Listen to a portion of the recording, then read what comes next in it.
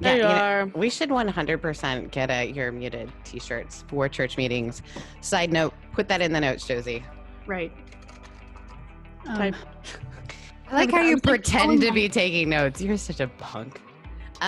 Welcome to the Making Spaces podcast. This is Josie. This is Josie, wherever I am. I'm Sarah. And we have a podcast about making space for people, both literally and figuratively. And today we are welcoming with us the fantastic Reverend Mandy McDow, because there's very few people I can also say Reverend to. So you got that today.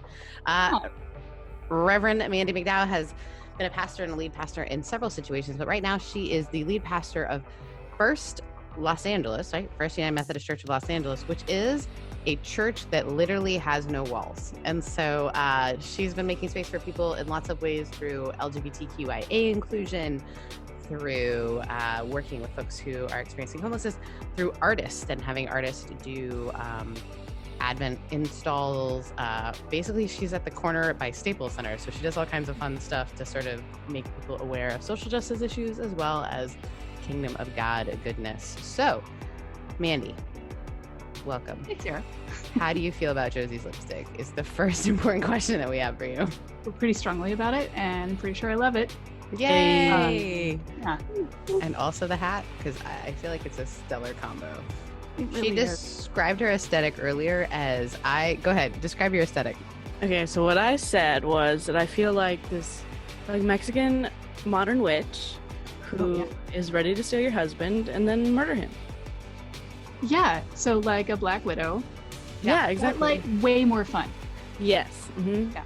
And I was like, that's aggressively specific. That is the most aggressively specific aesthetic. And ladies and gentlemen, this is Josie. Mandy, we always open up by asking this question. Where is one of your favorite spaces and why? And you can take it as literally or figuratively as you want to. Some people have said things like our mutual friend Rob Lee said he likes space. Other people have said things like their beds. Other people have said like places in Europe. So we will be judging you on this statement. I'm just kidding. But yes, what's your favorite space and why? So I know I'm supposed to say like where my children are and I love them. But the real answer is a place I can take them to. My favorite space is Camp Wesley Woods in Townsend, Tennessee, where I grew up, and I went there as a kid for like a zillion years, and I was that annoying kid who was like, I'm going to come back here and work someday, and did for 5 summers, and they were like, please stop. So I went into ministry, and that place is just sacred. If we talk about the thin places where there's like very little space between us and God, that is my thin space. It is where God is so real that it's not a question, where faith isn't even work, because it just felt like the closest place in the world to experiencing a true divine sense of peace and love. That is incredible. I love hearing that. And have you had a chance to take your kids back? So yes, they have all been. It has been many years because we lived in Atlanta last, and we moved here 6 years ago. I don't know how that's possible. So we've tried a couple times, but scheduling is hard, all that. So it's still one of the places I go back when I go home. I always go back to camp. I love that. So it's a little bit of a home as well. Yeah, it is. That's awesome. Mandy, can you describe a little bit about, because you, again, one of the only people I can say, you also like started a church when I restarted a church, like right around the same time. So can you talk a little bit about what makes it, like kind of what your thinking around it was and sort of what it offers to the folks of LA? Recognizing that we're in a time where all of that has shifted and changed. Right. Well, I mean, personally, I don't know how deep of a dive we want to do there, but like personally, I was in a time and place and through life where I needed to make some changes. I had moved here from Atlanta. I was super homesick, and the work I was doing was really meaningful with really wonderful people, but it wasn't what I could envision myself doing. Every year in the Methodist Church, we write down like anticipated year of retirement because we like term out at 72, which is weird.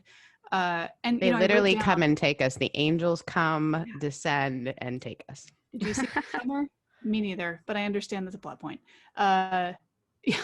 So I thought, my God, I have like like 35 more years of this. And I Yeah. need to do something that's going to be meaningful. Otherwise, I'm going to get bored and cranky, and I'm not going to be effective. And I was in a place where I needed to do some really massive soul searching. And as it turns out, which often does, Frederick Buechner defines vocation as the place where your deep longing meets the world's greatest need. And so as I was like soul searching, the church in LA, I guess a little bit similarly to your church in Costa Mesa, was also going through a really hard time. That church was founded in the 1850s in a bar, so that wins. It is the oldest Protestant congregation in Los Angeles.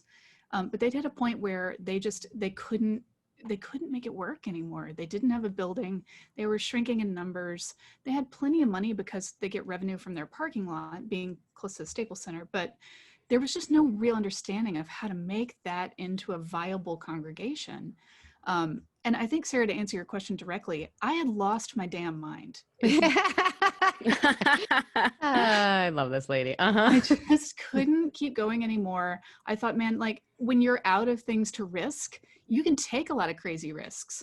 So I contacted the bishop, and our previous bishop had set this church to close. And I wrote our new bishop and said, so I just have a crazy thought. Like I really want to do something urban in a place that doesn't have a building. It's not pouring money into its, property. I just want to do the work. And these are the things I'm really good at, verifiably so. I think those things could work in downtown Los Angeles. And the bishop like immediately set a meeting with me and was like, yeah, I think you might be right. And then appointed me. I mean, it was, shortening the time, but yeah, I definitely was in a place where I could take a lot of risks. And this church was in a place that needed someone who was like, all right, let's go crazy. And their willingness to pull themselves out of their grave, which is essentially what they did. We called it the oldest new church start, because the church was still existing, but like had to be completely When did you guys start? Evaluated. Like what year were they founded? 1853. That kicks our tail. We were 1912. Right, which is still like super old. Like, it's not young. It is not young. Yeah, that's a lot of tradition to overcome. Mm-hmm. So, Mandy, I have a question for you. Yes, Jen. As an LA native, as somebody who loves Los Angeles, how do you compare Atlanta to Los Angeles? Who pros and cons? Oh, here she goes. There we go.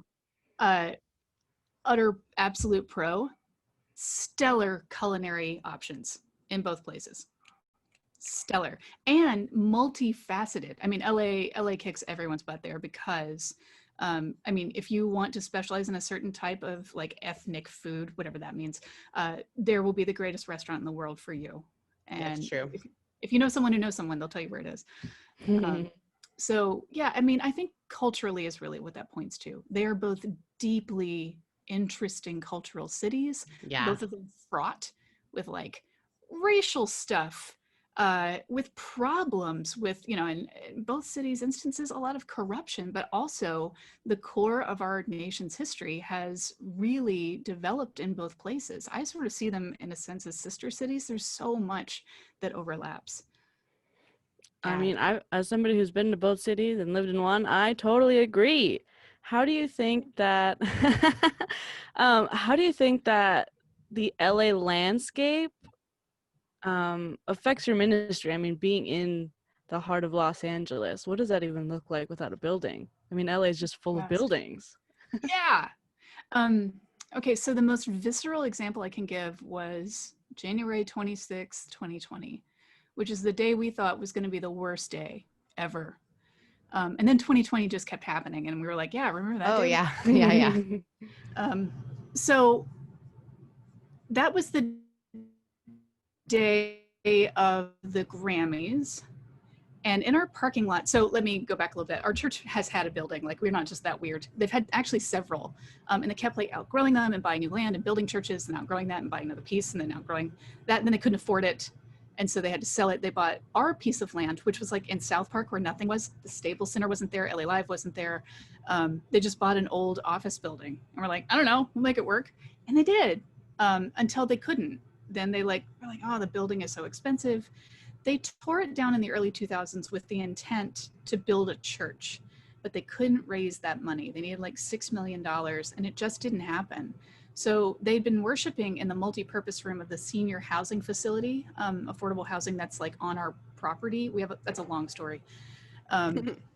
So when I got there, one of the reasons we moved from being not viable to being viable was that we just went outside and we set up tents in our parking lot, literally just like in our parking lot, and just do the whole thing out there. And it's weird and unusual because I have to think as a pastor, all the stuff that you normally say.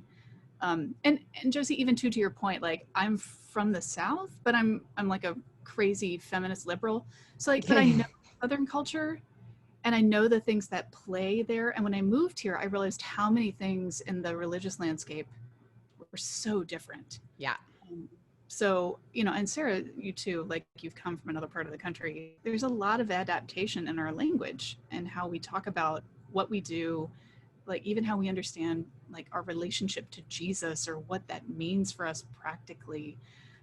So I had to do all that work to figure out how my job that I love, that I authentically believe in, was going to work outdoors. And on January 26th, people were like pouring into the parking lot in evening gowns and like these beautiful limousines.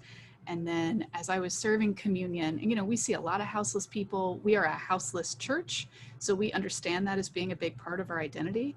But then we also see like, people who are walking their dogs that come by and they're like not offended and confused by that. So they'll stay.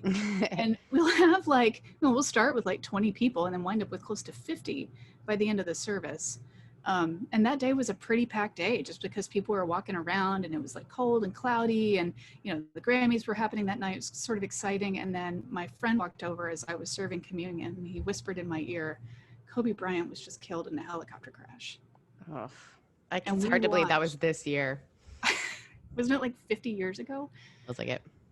And we watched as the crowd shifted from people in black evening gowns to people in purple and gold jerseys, like flooding into the Staples Center. And to be like the parish in the middle of that was the most LA thing I've ever experienced.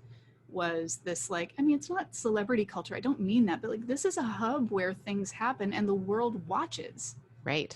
And we were just there in the midst of it, like serving communion to people as they walked by crying, just going and standing in the Staples Center. We got there right when they flashed up the graphic around all of the like digital signs that are in the, plaza outside. It was really humbling. It was one of the days that I will remember forever. Yeah, it feels like you are making space for people in their grief and that so I'm imagining if you were a church that had walls, you wouldn't have seen that. You wouldn't have experienced that like a visceral experience of here are people grieving. It might be like, oh, those people over there are grieving. Okay, now let's plan on what we're going to do. How are we going to get out of these walls and go meet them and be with them?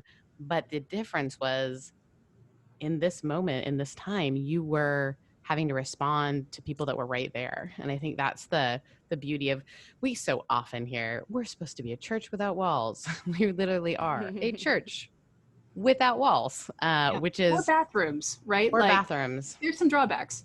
I'm not going to lie. During COVID, I'm like, I wish we didn't have bathrooms, man. Figuring that out is going to be stellar. Although I have to pee every 5 minutes, so... Yeah, I don't know. Bathrooms are helpful. They're really helpful. Yeah, I feel like it would be. I think there's this theology that is also a statement. One of the things I thought I'd love to hear you share about kind of opening the church up to people is, can you talk a little bit about your Advent art installs that you've done? Because those have been really cool. Yeah, I'm glad you asked about that. They've been really cool. It's one of those things when you're like in seminary, you're like, in church, I'm going to do it this way. And then you get into a church and you're faced with people who have always done it a totally different way. And they are not interested in your fresh new ideas. I don't mean that in a hostile way. I certainly don't, but it's much, much harder. Yeah. So this church has the unique combination of a very open-minded, they were called like the remnant congregation. That seems kind of rude, but there were around 12 people who had just hung in there So those 12 folks they're like the bravest people I've ever met.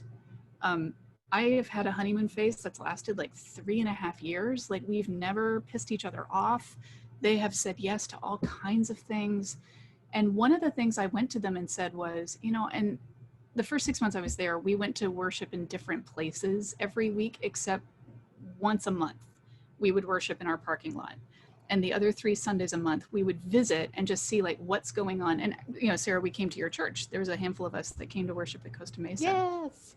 Because we wanted to see like what's going well, like what are successful people doing? What does it look like or in not downtown LA? or not the going well, and then opportunities. Yes, right, exactly. Like what's missing? Right. What could we offer? And it turned out one of the big missing things in like the shiny glitzy churches was like meaningful outreach. Like, okay, well, that's kind of in our wheelhouse. The other thing we realized was missing were like real iconography in downtown. There are no churches downtown, none. The only Catholic church in downtown the Vibinia has been turned into like a venue. Now I say downtown, I mean like the historic core and South Park, like those areas. So I realized like we could put up a nativity scene and no one else downtown is doing that. Like there's no one else doing it. So we have an opportunity. Everything we do is public theology. That's true for every church, right? Like, Sarah, when you put up a banner, that's public theology. Your building is public theology. It's true. Yeah. Write that down, Josie. We need another banner. Keep going. Right? I like how she pretends to type. It's like my favorite part of the day. I'll remember. Yeah, so we also had like put up a banner, but with no meaningful like building presence. It was like, how do we define the fact that we're actually a church and what we're about? Because I don't want people to think we're one of those churches, but that's not useful. So we found, my belief was that the nativity story has often been told as, the sweet angelic white lady who gave birth to the Son of God amidst, this, serene scene of sheep.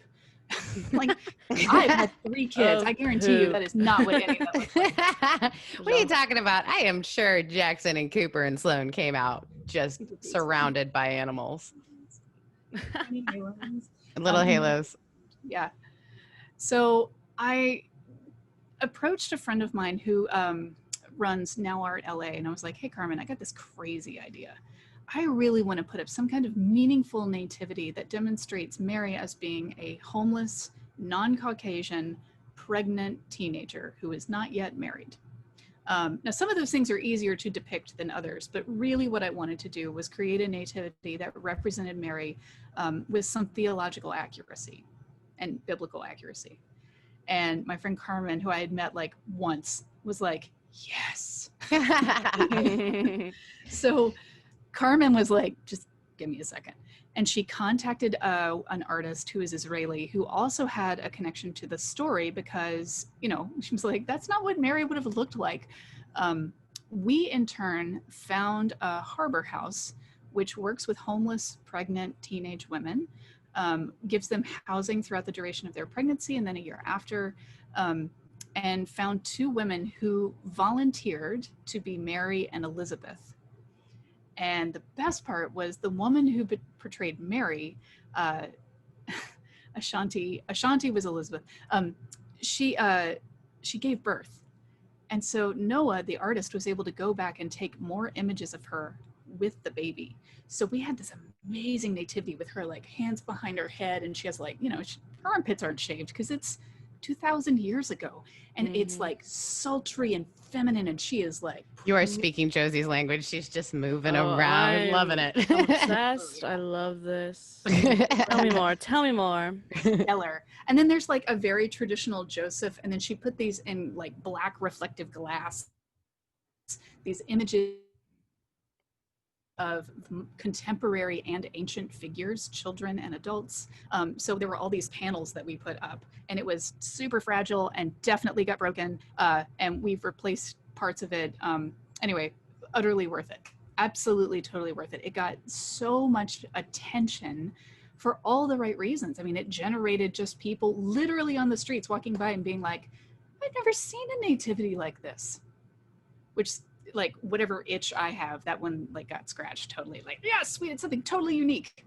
Well, there's also that sense of like real art. It should make you a little uncomfortable. I mean, it doesn't have to be in your face, but it should affect you, right?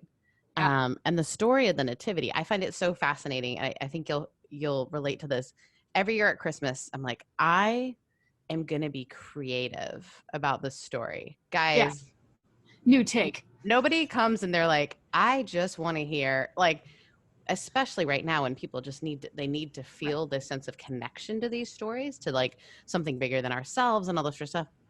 But it doesn't mean we can't connect them to something that's a little more honest, a little more raw, a little more I think there's just this beautiful opportunity for us to tell a story in a way that says she was not whatever you think of that story, whatever divinity means to you, it should cause you to, when you see art like that, the response is like, I don't know if I like that. Wait a minute, why don't I like that? Oh, because it's So that's real. me. Oh.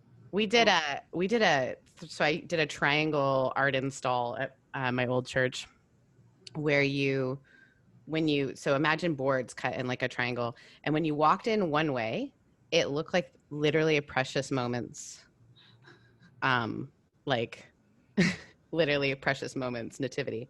Yeah. But when you walked out of the church, it was on that diagonal. Mm-hmm. So imagine you're going this way. It looks like a Precious Moment. Guys, I know I'm so good at podcasting that I'm using my hands, but you can imagine. Yeah. Those of you watching on YouTube, you're welcome. And then if you go the other way, it was a pregnant teenager. And we took the image from a refugee. So it was this like and the colors were like dark and heavy, but like beautiful. And this was years ago. And so when I saw your nativity, I was like, oh yeah, I love that idea. And that's kind of the idea, is to put people in that space of like, I know that sometimes we've been told there's this thing you're supposed to be. Christmas is supposed to look like, all the Hallmark movies. Guys, I wonder what Christmas, side note, what are Christmas like, what is Hallmark? Are people going to be wearing masks? Is it just going to be a lot of scarves in the movies this year? Anyone? Totally lots of scarves. Yeah, just everyone. But I think people can't relate to that, but people can relate to fear, and they can relate to uncertainty, and they can relate to, maybe I can have hope in something bigger than me. So they see this sort of art piece. And we've been talking to like mural artists and people who do public art, but I love the idea of public theology as a way of making people maybe connect to the story in the way that they haven't before, which I think is always the fun work. And it makes us, not die a little inside because we're having to just keep giving the like, same old. Yeah, I love the idea of telling the truth in a way that is both semi-aggressive but also kind. As an artist, it's hard to do public works and have them, accurately depict what you're trying to say. But when it comes, especially in this political climate, when it comes to Mary and when it comes to Jesus, you hardly ever think about, oh, maybe Jesus was a little shit and he cried all the time. Or, He left his parents when he was 12, and then when they found him, he was like, where'd you think I was? Like, Exactly. And maybe like there was way too much poop in that hay. Maybe the animals were annoying, and maybe I love this idea, especially when we have this refugee crisis going on in the world, thinking Jesus and his family as refugees, and having to think about, oh, what do I think about refugees? And what do I think about Jesus when I think of him as a refugee? And I mean, especially now in COVID times, everything is so wacky and wild, and you have no idea what's going on, and Christmas is coming up and people are panicking, and Thanksgiving or whatever. And I feel like people are being confronted with the truth of what they believe the holiday seasons are and how it's going to change. And maybe that'll, leave room for people to think differently about the nativity scene again. Yeah, I think that, and you took some walls down, which I think is beautiful, by having a church that doesn't have that sort of sense of, I think, you know what else I think it does, Mandy? And I would love to I've been thinking about this because I think about because you and I are such friends and colleagues, and we both were crazy at the same time. And we're both ladies, so we have ovaries and we try to be pastors. It's super weird. But I think about the fact that like your church is a reminder that every church experience is a like once, like it only happens once. This thing that's happening only happens once. And yes, we can record it. And yes, it can, but like this gathered body, these certain people, I mean, in some ways it's scary because you're almost doing like performance art, right? Like you're gathering people. Yeah.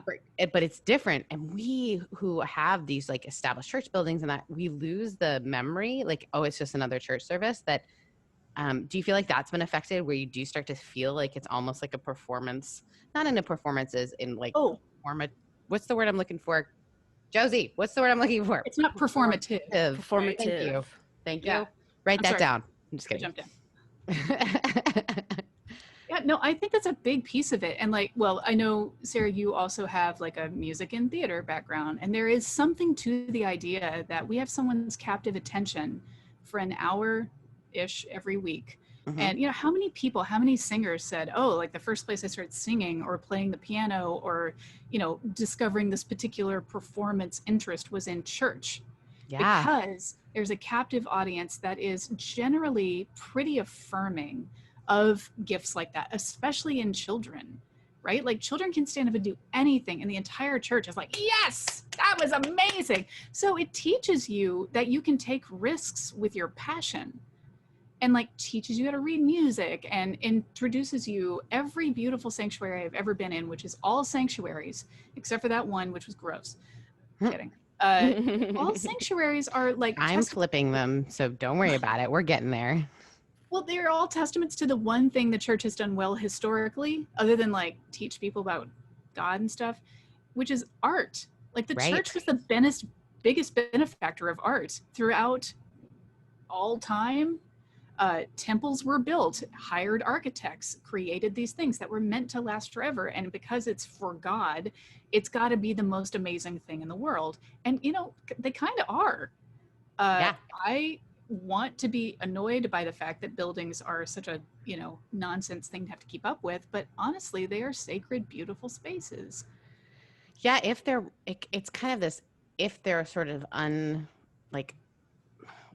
unleashed, and by that I mean like so many church communities have that thing you're talking about. Well, we've always done it this way. This is what it looks like. I just went and did a consulting thing with a church, and like the building, it's just really cool architecturally. It like leans towards almost like an art deco, like it has some really cool piece, like really cool, but they gild the lily, as my mother would say, by having a lot of doily items in the church. And what was interesting is I was trying to explain I always explain the theology of space and place to like when I meet with committees. So I'm meeting with this committee of people. They're super open to changing things, but they're like, well, what will the older people think and whatever? And I start talking about the aesthetics, and I'm like pointing out the things that are lovely in their church. And they're like, oh, what? I'm like, that's an Andrew Lloyd Wright nod. That the way they did this roof is literally a nod to Andrew Lloyd Wright. And it's beautiful. And this younger guy who's on their committee, who's fantastic. I was saying, but you know, the thing is when you come into a church space like this, where we've got doilies and we've got a lot of things that are put on top of it that really date it, it actually suggests that this is not the space for someone like this young man or whatever. Right. And he looked at me, he said, I didn't think anyone would get that. Yeah. He's like, yeah, I came in and I only stayed. Like it took me a long time to feel like there was a space for me here. I only stayed because I like knew people and I thought I could help. He's like, but I think so many people my age or whatever come in and go, oh, this is the place I go once a year to remember what my family did when we were children. Right. And I think that's the reason I'm so passionate about space making, and I love like even the work you do to kind of like remind people that like, no, like we're the center of art, but the art doesn't have to remain the same. Right. Like if it's a new piece of art, but it's reminding us of our heritage as artists. And I think it's Rob Bell who calls preachers, he calls them poets, and And I think it's true. Like you don't realize how much like it really is an art form to do this work in a weird way of making space for folks. When I'm thinking too about the way that space becomes static, right? Which Yeah, is your point, and probably the battle you face a lot, is convincing people that the things that are constant and static can actually be adaptable and retain right. their. And I guess I didn't really answer your first question, which was like, because our space is ever changing, even to the extent that there would be days we'd show up in the parking lot and it would turn out that like no one told us, but it had been rented by production companies to park all their trailers. So one day we had like an insane number of people. Like I was like, where do all these people come from? That day in church, it just happens sometimes. It was the same day that like just trailers took up 2/3 of the lot and people couldn't even find us. Like, I mean, we had to like shuffle people around, be like, we're over here, because we were tucked away in a place where no one could see us from the corner. So our space is sort of bizarrely not static, but also like it's really liberating because there's a handful of things that if they don't show up or if they don't happen, would be really strange. It's one of the reasons we do communion every week, is that when everything else is not ritualized, there are a handful of things we can do that will be. So you can guarantee you're going to have communion, a sermon, not in this order, a sermon, and then like see some folks. But it's never clear who those folks are going to be. One Sunday, BTS was giving away, like their merch store opened at 9 a.m. and there were literally thousands of people lined up around the block. And I was like, putting all these people in my stats. They are lining up for church, clearly. Yeah, 2,000 people in church today. Yeah, so it's made me more clear on the things that are not negotiable. Ah, I love that. Yeah, making space for the things that are not negotiable. It's almost like you're clearing the deck. Yeah. Right? Like you're declutter, which is another one of my love languages is decluttering. Right. I say I don't want to leave any church closet unturned. Literally, metaphorically, physically, like everything gets out of the closets. Let me clean them out. Everything needs to be honest and open. And I think that's the thing. You have really said, okay, what is the fundamental, why are we gathering? Because sometimes people don't ask that question. Yep. Why are we gathering? Should we be gathering? And I think COVID-19 has helped us ask the question, like, why? Why are we gathering? What are you missing?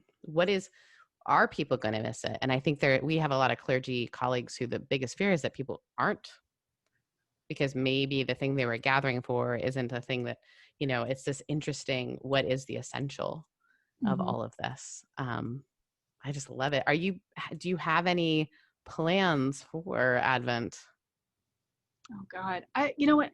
To that very point, I've had a really hard time thinking about it. Like we made it through Easter and Holy Week, like that was like a week, right? And so we could just suck it up and be like, okay, it's going to be different. We adapted. I have not been able to emotionally wrap my head around Advent being online. And it's not that I want to gather again in our environment. Some people have said like, oh, you're outside, like can't you just meet? Well, no, because we don't have a church parking lot. We're just a parking lot. So there's no defined way to keep us to keep people safe. And we only have 7 tents, and if we meet according to regulations, like that's 7 people. And why, to your point, why would we do that? We're reaching more people online. We've had people join the church online. So I don't know. I think this is a big task that I'll probably be processing with you later. Yeah, I almost do Advent. So Josie, which we shared earlier, so Josie had a great loss this week of her cousin was actually murdered. And actually, Josie, Mandy is one of the pastors that I sent that to be like, hey, I need you to pray for my friend because this is heavy, heavy, heavy business. And it's been interesting just to have that, like, okay, it even more so means that like we weren't as in touch as we normally are last week. And one of the lovely, poor Josie has to put up with me all the time. What are you doing right now? I miss you. But one of the lovely surprises for me on Sunday was she does a great job of editing our videos. Was that so liturgy, the work of the people, for us, what we've discovered is that that's really key for people. Even when I was like, oh, do we really need to do this? Like a call to worship when you're online? People are like, yes. And so we talked about how the work of the people, really different people have been doing it from different homes. And then we send in the video and we make it one. So even when I preach from the church, elements of the service are coming from different people's homes.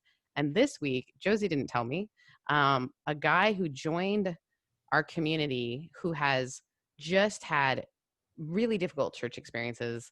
He joined our community through Instagram and Theology on Tap that I do, has been just so much fun to do church with since this thing. He did the call to worship, which was a surprise to me. And I kept thinking like, that's the work of the people, that like, this is why we gather. And it was just and I love at the end when he was like, he gave a peace sign at the end. Again, Sarah, this is not a visual medium. But I'm the coolest. I think there's just this beautiful, profound moment for me in that of just being like, oh, this is why we do it. And this is why we can do it differently than we've ever done it before. And I don't want to rush. I'm realizing we are gathering. Like, I don't want to say almost regathering because we are gathering. And I think as we think about Advent, I'm actually going to be we're going to be interviewing him soon. I just got him on our calendar, but my friend who's an artist has created this whole series about Advent and anxiety. And he has, I know. That's what I'm doing for Advent, actually. I'm just going to borrow that series. Just do it. Seriously. He's offering it to people. Just do it.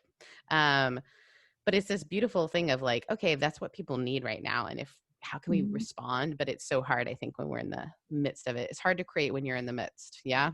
Well, and that's the whole thing about making space too, is like, well, if you're anyone who is creative, and right now we're being asked to like innovate like hell, like just whatever you're doing, make it innovative, something no one's ever thought of. Also, we're going to take away everything that's normal and start you with nothing. Ready, go. Do you have a budget? Yeah. Absolutely not, because the world is falling down and it may end in 2 months. So hurry. So the pressure cooker of innovation is like, it's so terrifying. I spent like 3 months, as did most people, just like as a mole person, where I just in pants and kind of cried and didn't eat anything other than white foods. And then sometime around June was like, okay, this is not a solid way to keep up. Yeah, you're one of the first people I demold for it. You were on my patio and it was just like, hello, human. Like we were really far apart. And I remember we kept saying, how do we do this? Like we had masks, but we were on my patio and we had wine and we weren't sure what to do. It was didn't know how to do it. It was, I mean, so I think like every creative person now, and I like every time someone puts out an album, like Fiona Apple dropped that album and I was like, how did she do that? She like in the thick of night when no one was expecting it, put out the most genius work of art I had heard in forever. And all I did was listen to it on repeat because I was turning into a crazy person. And then seeing like, okay, no, Taylor Swift put out an album and Beyonce made a movie. And the racial stuff also of like, how do you innovate in a way as a white person who is like a good white person trying to do meaningful things? Like, how do you continually ensure that you're a meaningful part of the conversation, not creating work for the people who have borne the burden already, also lead a congregation, and then come up with like a really cool plan for Advent? Yeah, no. I think the space that we all need is to germinate. Yeah. And that's what we didn't get, was time for those seeds to just like chill and then wait and see. And none of us had the patience or time for that like germination to occur. That's Advent. That's what we're doing. Well, and that's exactly what Advent is, though. I know. I mean, it's supposed to be about waiting, right? It's supposed to be about waiting and not, I mean, I remember the first week when it became obvious that this was going to be longer than it was supposed to be. And I listened to a lot of podcasts about like doing things, getting things done and being an entrepreneur, because my side stuff of doing church decorating, if you want to call it that. That really makes me sound like a granny. I love it.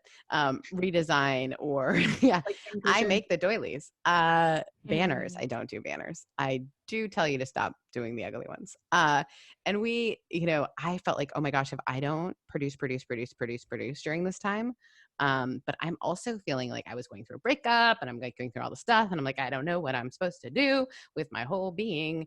And I think listening to that stuff just made me feel more and more like, and I don't think it gave us space to recognize like, this is going to be weird and it's going to be weird for a while. And then something beautiful will grow out of it. But if you tried to like grow it too quickly, which I think is this thing for church planting too, or making space for people, if you try to do it too quickly, or if you try to do it in a way that is very, I'm not saying don't be planned, but I am saying don't be planned. You cannot predict what will happen. I couldn't have predicted our community. All the things I thought would work, the small group ministry, my people are like, small groups, no thanks. They're not for it. Theology on Tap will show up, maybe. Yeah. And then often they do show up, right? So it's like the moment I try to manipulate space, there's a difference between making space and manipulating space. Yep. And I think what I love about what you're doing is that you're constantly just saying, okay, what is this now? Okay, what is this now? And it's really hard because our metrics we're told we have to like turn in metrics and blah, blah, blah, and do the thing. And like, I think so many weeks, one of us will call the other one or whatever and be like, I think it's done. Knocking out. It's over. And the thing I've tried to do is like, I'm going to say this and then I'm aware that I'm lying. Yeah. But I'm going to say it anyway. And I don't believe in aspirational mission statements. That's a true thing. I really think that they're like, can we curse on your podcast? Hell yeah. Yeah, I think they're bullshit. And I don't have time for aspirational mission statements. So I try to hold our work to what is legitimately attainable and truthful. So instead of being like, we're going to convert downtown, they're going to love Jesus, like bullshit, I don't care. And to say out loud as a church planter or even a pastor that like, I honestly don't care about growing my church, that's a terrible thing. I don't want the bishop to hear, but it's also true because that means I've somehow taken hold of the outcome that is not mine. Like that outcome is only God's. Right. All I can do is facilitate an environment where people can access information, testimonies, the means of grace, and hopefully a half decent sermon to help them on their journey. But I stopped caring a long time ago. Caring. Of course I care. Like I'll tell you if I had a great Sunday, but I won't tell you if I didn't. Right. I'm trying to stop caring about like growing my church or the internalized anxiety around like who's here and who's not here. Why aren't they here? Are they mad at me? Because it was so pointless. And that's so real. But are they mad at me? When you are a church planner and people don't show up, or like for me, especially, and probably for you too, I work with so many deconstructed people that they may not be coming because this is the Sunday that they go, I can't do this again for a while. And it has nothing to do with what you've done. It has nothing to do with what it's even occurred in here. It has to do with my story, my thing, what's happening. And they may come back, but guess what? We think, what did I do? Yeah. Right. It was me. I definitely did something. It's hard not to take it personally. So, yeah. And I find that most people's like rationale and reasoning, there's a handful of people who will tell you if it's you. And then most people like, it's their own stuff. Like, well, why am I inserting myself in your stuff? That is your baggage, and I will help you like carry it if you ask for help nicely. But I certainly didn't pack those bags for you. So no. Josie's just loving this. I just love her nodding her head, going, "Yes, no, you didn't." She's a super healthy 8 on the Enneagram, so she's just all the goodness of being like, "That's not your stuff," because I'll be like, "Everything is my fault," and she's like, "No, it's not." Don't be weirdly like narcissistic. This is not your baggage. Yep. It does not have your luggage tags on it. Mm-hmm. I think that's a good like side effect of COVID is people are realizing that you don't have to carry things for people. I mean, distance has a lot to do with it, but now it's like I don't have to carry your stuff. I can place these boundaries because I have room to place these boundaries now. and people are so training themselves to continue that practice after COVID, hopefully, right? Oh, yeah. And especially in the church. I mean, I've met so many people because I went to a small Christian university. Yeah, congratulations, Mandy. You're the only one who didn't go to APU that we've talked to lately. I don't know why. We just had a lot of APU artists. Like every artist we talked to, part of their story was they went to APU. Yeah, I've been there to visit. I taught a class there. Hope that helps. Yeah. Well, it's fine. It's its own thing. Like that's its own world with its own thinking, and some people come out of it saying, I'm done, I'm never going back. And you can't blame them. And now in COVID, people are realizing like, oh, I don't really like the church I go to, or I don't really agree with what they're saying. And now that everybody's online, they can identify with people in places that are different, and they can connect with people that are different. Just like our friend Bob, who was calling the worship this week. He found a community online, and I think that's a blessing that COVID brought amongst all the not blessings. Yeah, I hope it's like one of these things too. I want to challenge all of us to open our spaces up whenever that happens, that these people who, because I think we do need proximity with people who are different than us. So I don't want people who to have just been able to like church shop in like an actual like Amazon style church shopping, right? But I want us to be able to be aware again that if we surrender the outcome and say, this isn't up to me, it's so much more, I don't know. It just, there's so much to offer. Mandy, you have been such a delight to talk to. We always end it with this question, and it's a huge question. We know we do a big question at the start and a big question at the end. But the big question we asked at the end is there one tangible way that someone who's listening, whether they are a church person or not, because we have all kinds of different, we have people in Norway listening to us. Have you ever looked at the graphics, by the way, of who listens to us and where they are? It's really fun. There's like Norwegians, Scandinavians, those are Norwegian. I don't know. The thing we ask is, if this person is listening, what is one tangible thing that people can do to make space for someone else? Just really answer that question. Would say? What's one tangible thing you can do to make space for somebody else? I think, and this is a philosophical space, it's appreciating the fact that someone else's joy doesn't remove your own. Ooh. Yes. That's pretty succinct, and it stems from some other things I've been thinking about. But like, the finite resources in our life are time, money, and time. Basically, it's time. We have a finite amount of time. We have an infinite amount of emotion. And I think so much of the conflict that boils over is based in this like inherent judgment. Okay, so that's really what it is. What can I do to make space for someone else? What can anyone do to make space for someone else? It's to truly eliminate the language of judgment.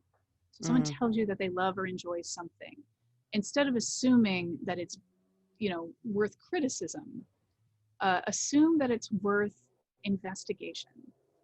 Oof. Like, tell me about that. What do you love about that? And the invitation to, I think I'm assuming that the world watches Schitt's Creek, especially after they won everything last week. It's the best. Yep, it's my people.